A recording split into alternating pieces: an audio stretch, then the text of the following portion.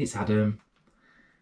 Today is the 12th of July, and I've got another fantastic bedtime story for you tonight. And tonight's story is called Finding Raggedy Andy.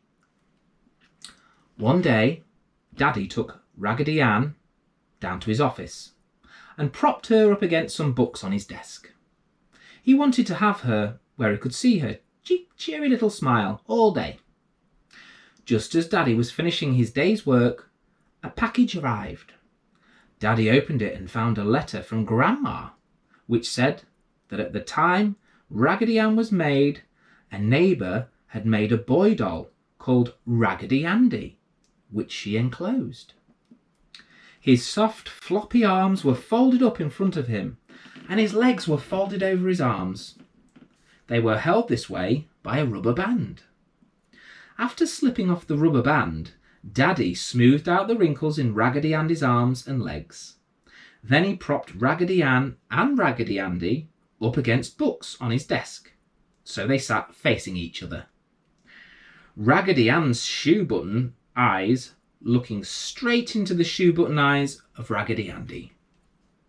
They could not speak to each other in front of Daddy, so they just sat there and smiled at each other. "So, Raggedy Ann and Raggedy Andy," said Daddy, "I will go away and let you get reacquainted." Daddy then took the rubber band and placed it around Raggedy Ann's right hand and round Raggedy Andy's right hand. Daddy knew they would like to tell each other all the wonderful things that had happened since they had parted more than 50 years ago, so he left them alone. The next morning, when Daddy unlocked his door, he saw that Raggedy Andy had fallen over, so that he lay with his head cuddled into the bend of Raggedy Ann's arm. That's a nice story, isn't it? So after all that time, those two little friends, those two little dolls were brought back together. And kind of a bit like some of the other stories we see these days. They were good friends and they managed to be reunited, which is really nice, isn't it?